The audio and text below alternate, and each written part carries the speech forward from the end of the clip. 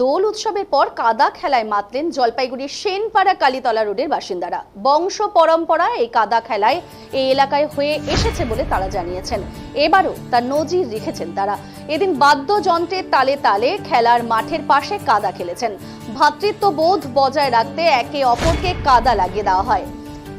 এমনকি যারা বাইরে দাঁড়িয়ে দেখছে বা বাড়িতে রয়েছে তাদেরকেও চ্যাংদোলা করে কাদায় নিয়ে আসা হয় এবং তার সমস্ত শরীরে কাদা লেপন করা হয়। কাদা খেলার পক্ষে রিঙ্কু সেন জানিয়েছেন, দোল পূর্ণিমায় রং খেলা হয়, ঠিক তারপরই এই কাদা খেলা হয়। বহুদিন ধরে এই খেলা এই এলাকায় হয়ে আসছে।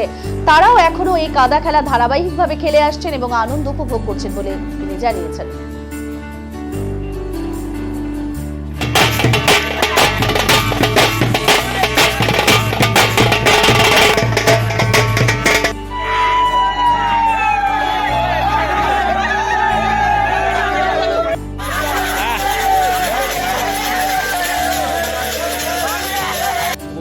যে এটা আমাদের হচ্ছে বংশ পরম্পরা খেলা, ঠিক আছে। প্রতি বছর আমরা হোলির পরে এই খেলাটা খেলি।